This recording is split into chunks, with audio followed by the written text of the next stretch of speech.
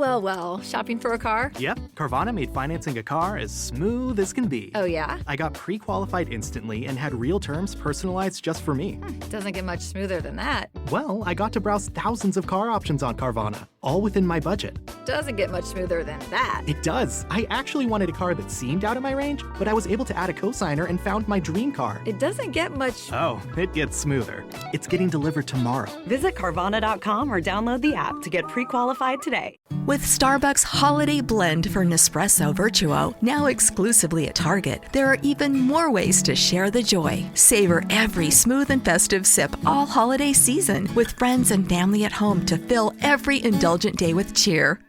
This is SpaceTime, Series 23, Episode 69, for broadcast on the 8th of July 2020. Coming up on SpaceTime, discovery of a new type of neutrino from the Sun, a new theory as to why Betelgeuse suddenly dimmed so dramatically, and how the European Space Agency has been dealing with the COVID-19 pandemic. All that and more coming up on SpaceTime. Welcome to SpaceTime with Stuart Gary.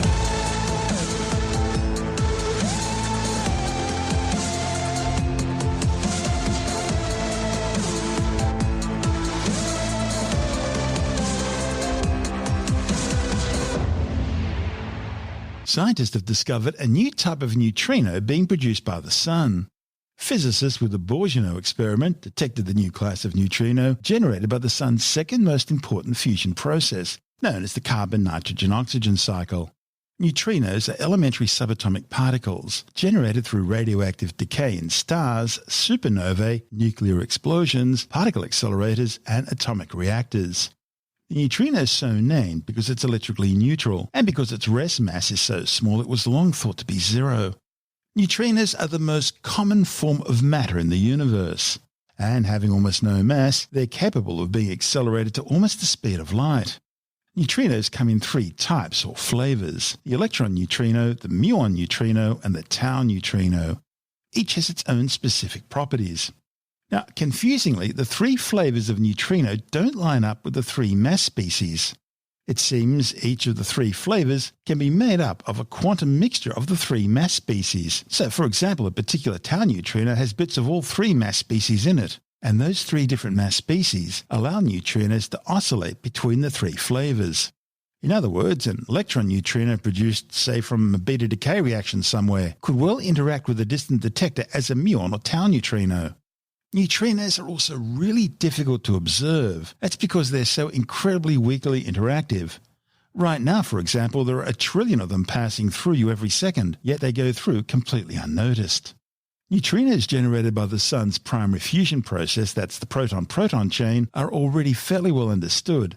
But it's the detection of the second group of neutrinos, generated through the carbon-nitrogen-oxygen cycle, that's finally filled in important gaps in science's understanding of the process. Okay, a bit of background. The Sun makes its energy when hydrogen nuclei fuse together to form helium nuclei in the core. This hydrogen burning is described by a sequence of nuclear fusion reactions known as the proton-proton chain, and 99% of the Sun's energy is generated in the stellar core through this process. It begins with two hydrogen nuclei, or protons, combining to form the nucleus of deuterium isotope, in the process emitting a positron, which is the antimatter version of an electron, together with an electron neutrino. Another proton then collides with the deuterium isotope, forming a helium-3 isotope and releasing a gamma-ray photon. When two helium-3 isotopes fuse together, they form helium-4, releasing two protons in the process, and so the chain continues. This process converts some 0.7% of the total mass of the four protons into pure energy, while the remaining 99.3% results in a helium nucleus. However, a small amount of energy is also produced through another process in the Sun called the CNO, or carbon-nitrogen-oxygen cycle.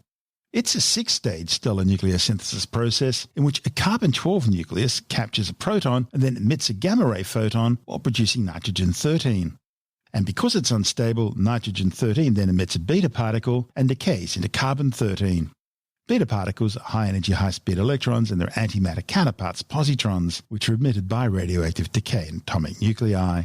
The carbon-13 then captures a proton to become nitrogen-14 by emitting a gamma-ray photon. Then the nitrogen-14 catches another proton to become oxygen-15 by emitting another gamma-ray photon. The oxygen-15 then becomes nitrogen-15 through beta decay, and the nitrogen-15 then captures a proton to produce a helium nucleus.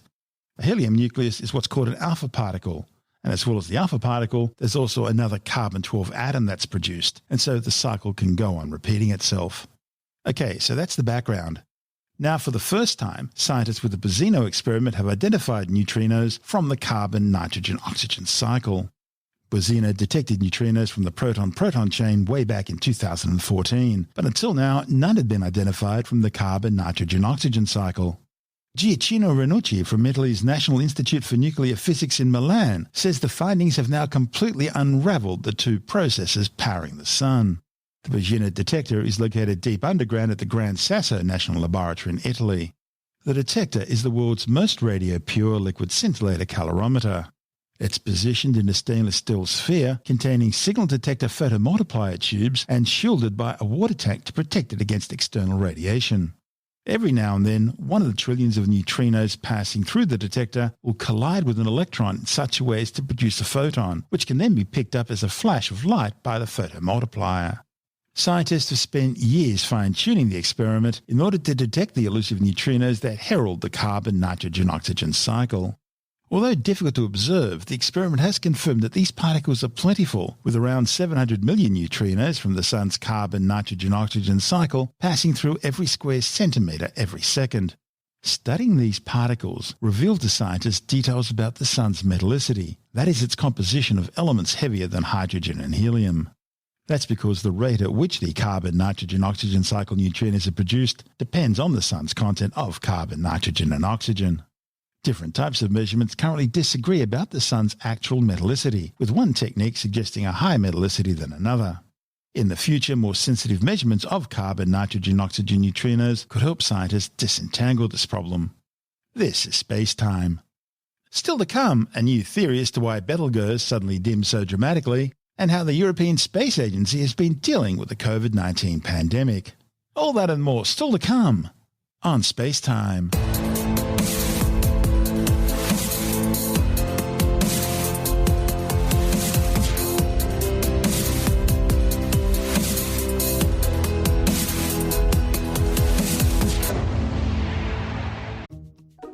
Wells Fargo presents one of the surest ways to grow your money.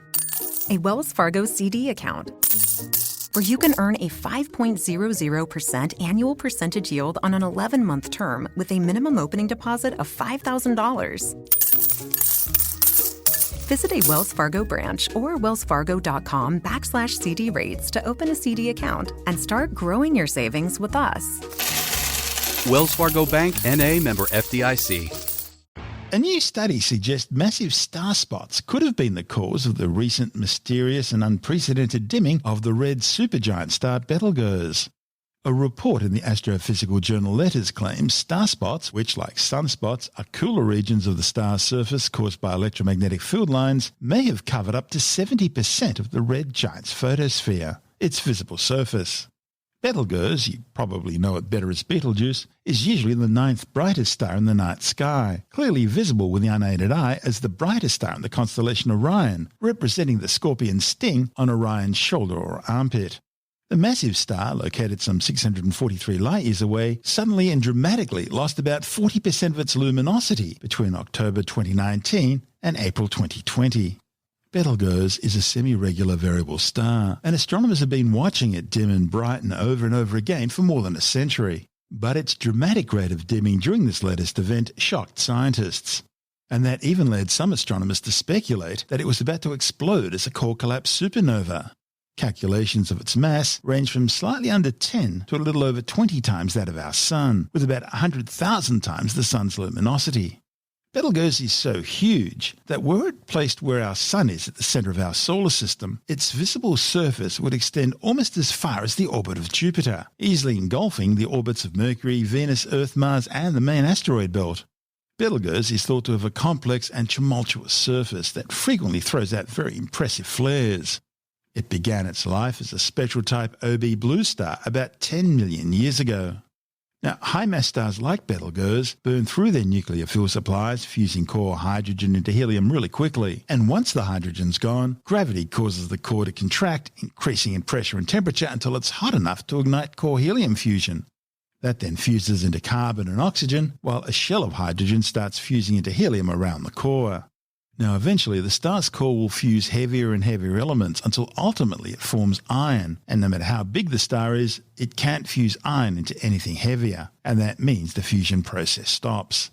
And without the outwards energy of nuclear fusion counteracting the inwards pull of gravity, gravity wins, the star collapses, and it triggers a supernova.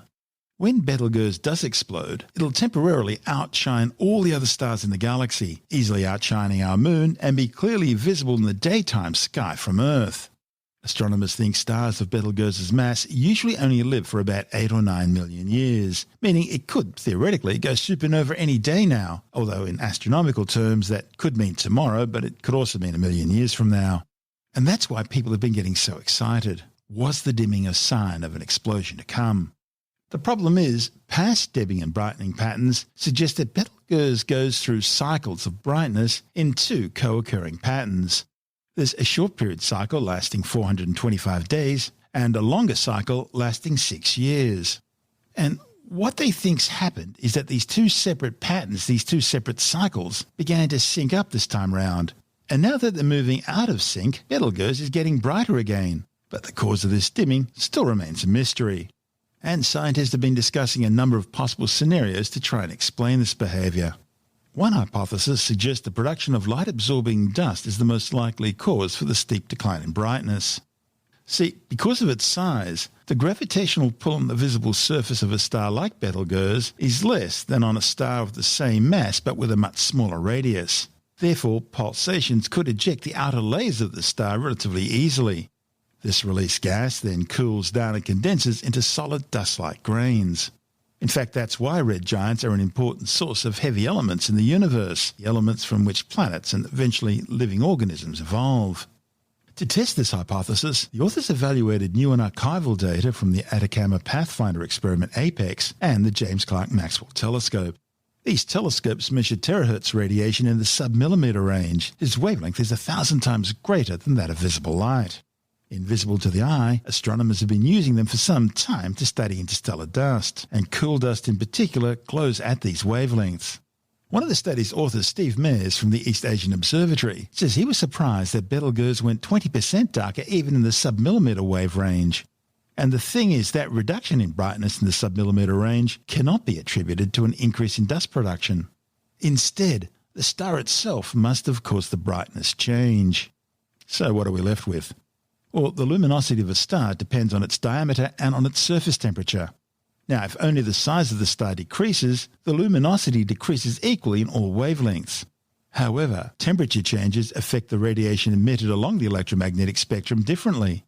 The authors say the measured darkening in both visible light and at sub-millimeter wavelengths is evidence of a reduction in the average surface temperature of Betelgeuse, of somewhere around 200 degrees Celsius. However, corresponding high-resolution images of Betelgeuse taken in December 2019 showed areas of varying brightness, and that suggests an asymmetric temperature distribution. Now, when you combine that with the new measurements, it all suggests that there are huge star spots covering about 50 to 70% of Betelgeuse's visible surface, with a lower temperature than the surrounding brighter photosphere. Star spots are common on giant stars, but not on this scale. But then again, not much is really known about their evolution. We know sunspots on the surface of our sun decrease and increase over the sun's 11-year solar cycle, and this same thing could well be happening on Betelgeuse, as it beats to the sound of its own drum. This is SpaceTime. Still to come, how the European Space Agency is dealing with the COVID-19 pandemic, and later in the science report, a new swine flu with pandemic potential has been identified in China. All that and more still to come on SpaceTime.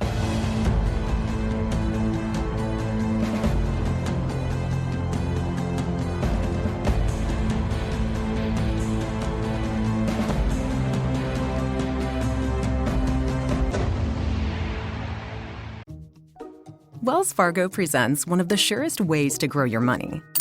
A Wells Fargo CD account. where you can earn a 5.00% annual percentage yield on an 11-month term with a minimum opening deposit of $5,000. Visit a Wells Fargo branch or wellsfargo.com/CD rates to open a CD account and start growing your savings with us. Wells Fargo Bank, N.A., member FDIC. The COVID-19 coronavirus has now infected almost 11 million people around the world, and it's killed more than 520,000 people since first spreading from its epicenter in Wuhan, China. With most nations in lockdown, the European Space Agency has been forced to implement work-from-home operations to keep its missions flying. Scientific, exploration, Earth observation, climate and technology testbed satellites are continuing to produce data and provide services. Since early March, the majority of the workforce at ESOC, that's the European Space Agency's Mission Control Centre in Darmstadt, Germany, have been working from home. But despite the constraints involved, mission managers have been able to continue controlling complex spacecraft manoeuvres and procedures, while at the same time dealing with cats round their feet and dogs needing walkies. Despite the distractions, they've successfully tested a laser communications system, space debris avoidance manoeuvres, a dramatic Earth flyby, and even recovering a spacecraft after it experienced a major power failure. This report from ESA TV. The successful deployment of ESA's latest mission to the Sun, Solar Orbiter, launched on the 10th of February 2020. Today, the corridors of the European Space Operations Centre, ESOC, are empty. Each mission control room has just 1 or 2 people. The majority of the operations, planning and monitoring work for 21 spacecraft is taking place in nearby homes. It's a strange feeling to be preparing commands in my little office here at home. I never thought I would ever do that. Launched in 2018, Bepi Colombo is on its way to Mercury. But in April, it flew past Earth, a critical manoeuvre to adjust its speed and trajectory and a major event for the mission team. But most remained at home, with only a small socially distanced group in mission control to monitor the spacecraft. We had to get used to work differently, to coordinate differently among the team members. This had some overhead for sure. But overall, I have to say we've been also supported by a very stable spacecraft. The trajectory was so stable that we didn't have to do trajectory correction maneuvers beyond the one we did on the 26th of February. After that, we didn't have to do any more. And the platform itself was also very well behaved. And this helps a lot in these conditions, of course. Not everyone's been so fortunate. Since 2002, ESA's integral mission has been successfully observing violent cosmic explosions such as gamma-ray bursts. Then, on the 13th of April, power systems on the spacecraft suddenly reset, probably due to the effect of a cosmic ray. Integrals started to rotate, exposing delicate instruments to the heat of the sun. With the spacecraft switched to safe mode, the team used an emergency procedure developed almost 20 years ago to restore operations. We had just the one engineer on site, and then another engineer connected from home to the mission control system and shared his desktop with the entire team. So we were sitting at home with a shared control system desktop of one guy on site and my old procedure. And it worked, but it was a totally different work experience. Very interesting day. Another ESOC team has been working hard, at home, to avoid the unexpected. With Earth surrounded by a cloud of space debris, the analysts plot satellite positions and plan manoeuvres to prevent collision. Several satellites have had to be manoeuvred to avoid risky debris objects. Even new capabilities are being added. Testing of ESA's laser space communication system is underway between the new EDRS-C and Sentinel satellites. And data from ESA's science and Earth observation missions continues to flow, revealing new discoveries and providing vital information on, for example, weather, climate and pollution. They are essential data for our economy, for our people, for the environment, for our planet. So we have continuously deliver this data. There has been only a very, very tiny reduction in the use of this data because we deliver nominally and all the data are provided to the community as in other times, as in normal times outside the crisis. Thanks to preparations made over the last few years to plan for an emergency, ESOC has been able to quickly adapt to home working. And that report from ESA TV featured Bepi Colombo Spacecraft Operations Manager Elsa Montagnon, Integral Spacecraft Operations Manager Richard Southworth, and ESA's Director of Earth Observation Programs Josef Aschenbecher. This is SpaceTime.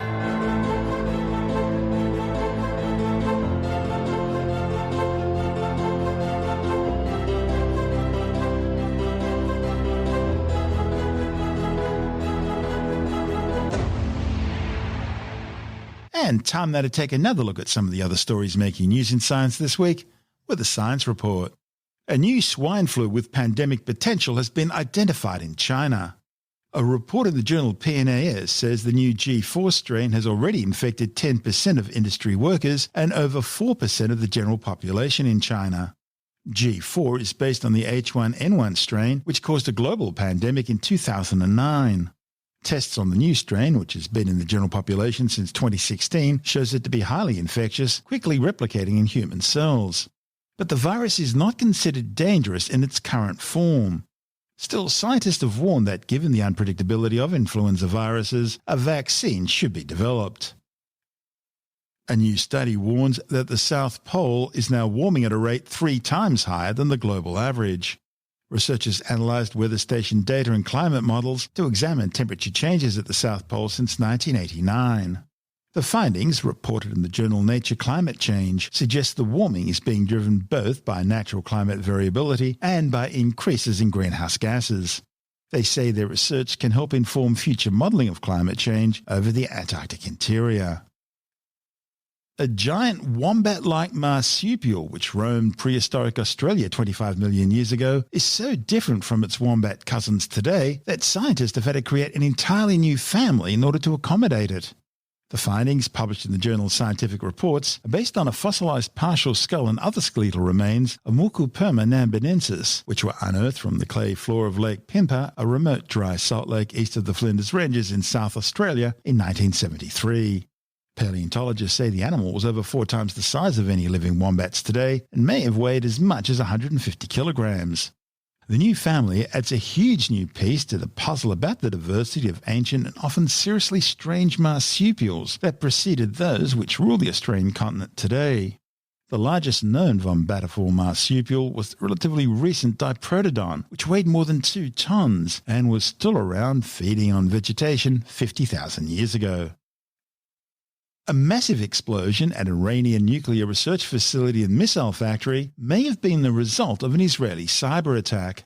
The Islamic Republic claims the blast was caused by a leak at a civilian gas storage site 20 kilometers east of Tehran. However, satellite images show the explosion actually occurred within the missile factory itself, which is near the Parchin military base. International Atomic Energy Agency nuclear inspectors visited the Parchin military facility about 5 years ago. That followed years of standoffs with the Iranian authorities, while Islamic Revolutionary Guards were removing truckloads of highly secret equipment from the base. The renovations at the facility were so extensive that it led to suspicions that Tehran might have been trying to hide past work on nuclear detonation technologies. Interestingly, within an hour of the Parchin blast, a large area around Shiraz, about 1,000 kilometers south of Tehran, which just happens to have a large military base on it, was suddenly blacked out. Both American and Israeli intelligence officials insist that they had nothing to do with the blast. But security experts say the attack appears to be part of an ongoing cyber war between Jerusalem and Tehran. That saw Iran try to poison Israel's water supply back in April by attempting to gain control of systems which feed chemicals to purify the water supply for human consumption. Israel retaliated by shutting down one of Iran's major ports for several days, triggering a huge traffic jam. A new study shows people are more likely to interpret casual unrelated events as being part of a pattern if they already have a belief in pseudoscience. The findings, reported in the British Journal of Psychology, are based on a study of 225 psychology students who were asked to judge the effectiveness of a fictional Amazonian herb in curing headaches.